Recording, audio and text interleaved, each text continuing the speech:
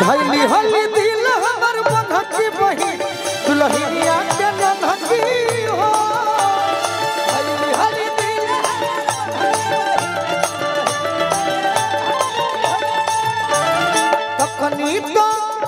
तकनी तो मार दली कनखी बही दुल्हनिया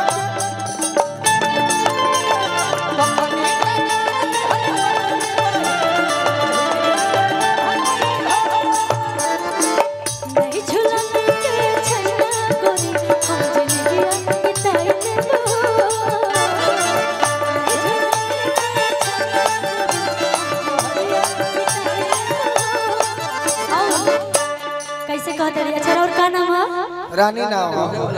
रानी जी कहते हैं अपने राजा जी इंटरनेशनल डांसर रानी जी कहते हैं अपने राजा जी से है ना। अच्छा ये राजा जी है। अच्छा ठीक बा रानी जी कहते हैं राजा जी से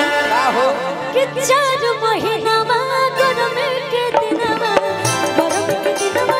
जाए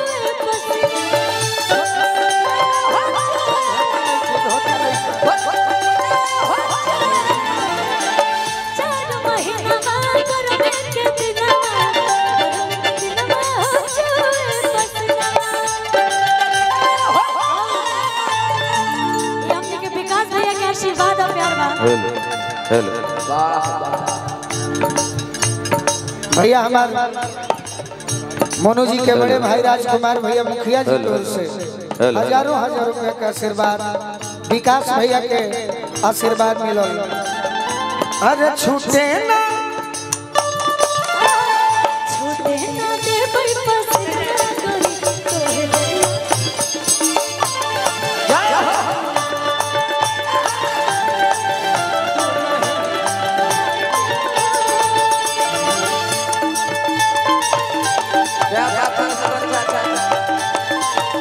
अच्छा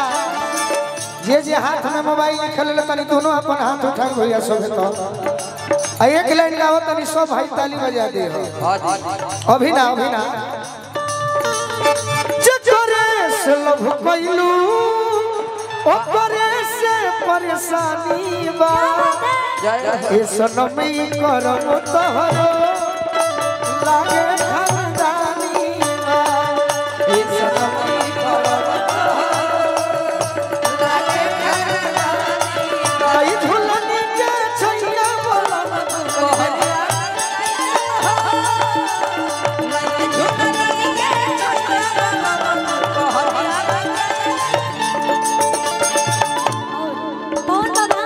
मोनू भैया के भाई अनुपमा सिंह मुखिया जी के बार प्रणाम करब आशीर्वाद के प्रतीक्षा सुना खुशी एह करी ना होई जौन अतना अपन हिट गाना अतने दिन में गौले बाड़ू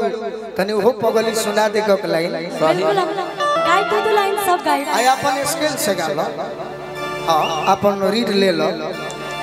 एफ शार्प लगा दे मन से आदेश बाटे आपके हम जरूर पूरा करब और दो लाइन हम गाँव चक्का के हमने के बीच बहुत ही अच्छा कलाकार में बेला सराय बनी हट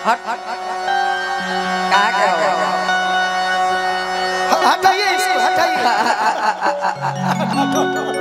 साथ ही